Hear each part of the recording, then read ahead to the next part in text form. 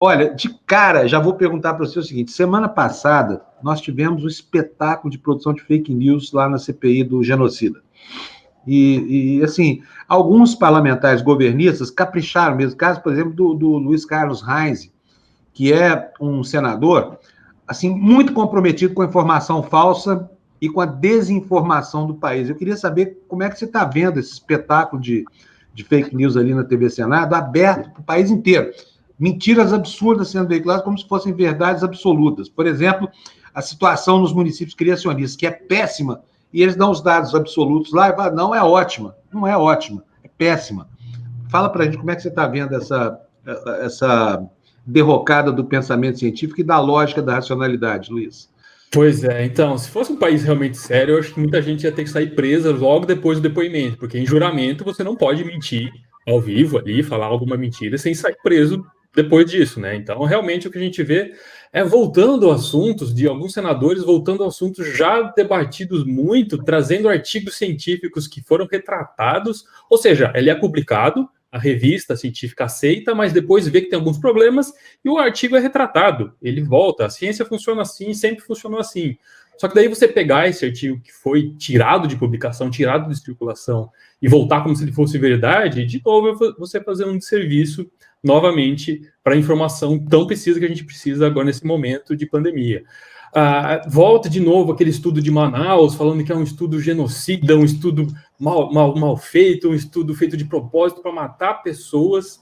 A gente conversou muito com o Marcos Lacerda, que é o principal investigador responsável por esse estudo lá em Manaus, com a cloroquina, que foi o grande debate, que foi por enquanto essa semana. Infelizmente, tem que debater essa cloroquina, mas já está dando no saco isso. Realmente está ficando complicada a situação de dar sempre esses dois lados, né? De colocar uma coisa como se fosse uma contraposição à outra em pés de igualdade.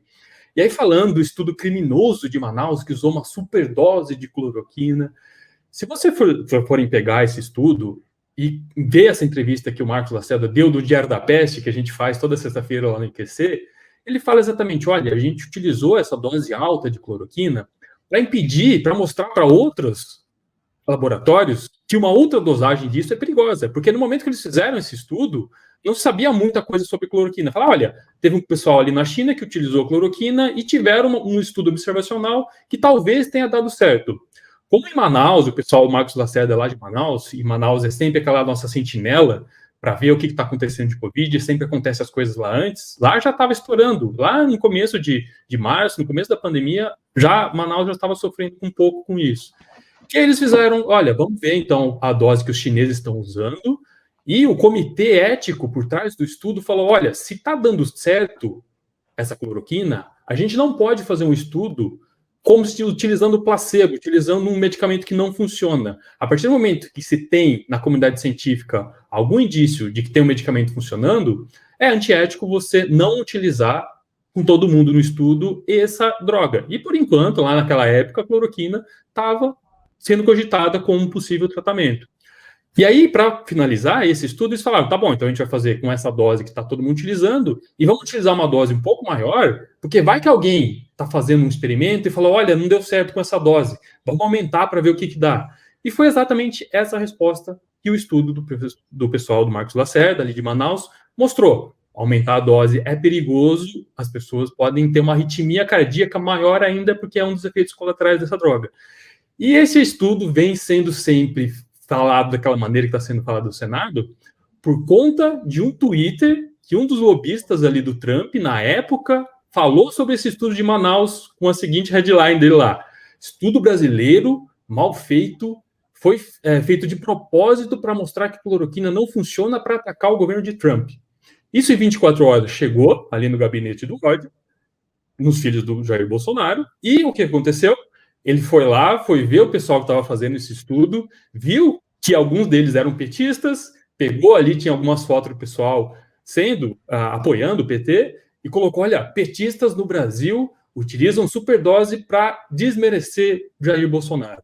E aí ficou essa história toda, o professor Marcos Lacerda precisou andar com escolta, porque estava sendo ameaçado de morte, a família dele, os filhos dele estavam sendo ameaçados de morte, por conta de um estudo que mostrou que uma superdosagem de cloroquina para pacientes de Covid não funcionava. Uma dose maior é utilizada em outros casos. A da cloroquina, ele estuda malária, o professor Marcos Lacerda estuda sobre malária. Sobre malária, se utilizam, pode ser utilizar uma dose maior.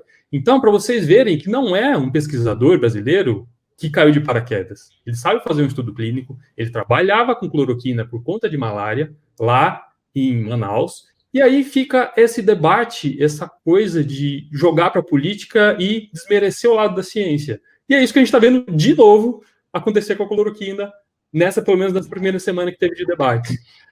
Foi pautado muito em cima disso, a gente espera que resolva essa questão da cloroquina, mas o mais importante, no meu ponto de vista, que tem que ser debatido nessa CPI, são as 11 vezes que o governo brasileiro negou a compra de vacinas.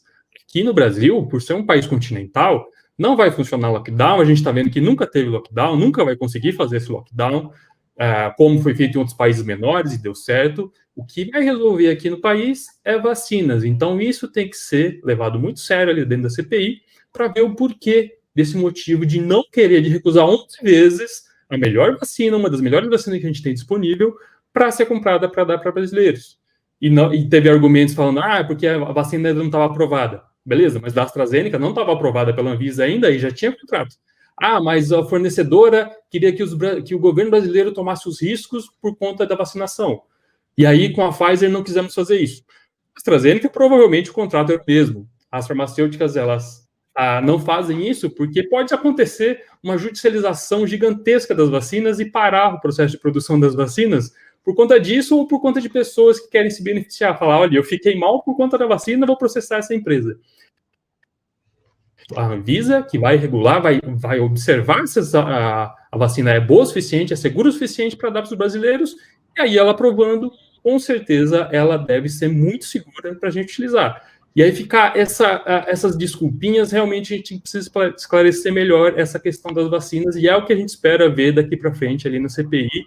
E se o Pazuello também lá passar o que ele tinha, não sei se era Covid, se era algum outro problema intestinal, talvez, que ele tinha ali, e não conseguiu ir para a CPI da Covid para depor. É um depoimento muito aguardado, porque ele foi um que mais durou ali durante a pandemia e era mais alinhado às ideias do Jair Bolsonaro. Todos os outros ministros até então, o Mandetta e o Taishi, eles discordaram por conta da cloroquina e foram mandados embora. Então agora a gente tem que realmente escutar o Pazuello, que foi um dos principais durante as aprovações da vacina, era ele, o ministro da Saúde, e também essa campanha a favor da cloroquina foi principalmente durante o mandato dele.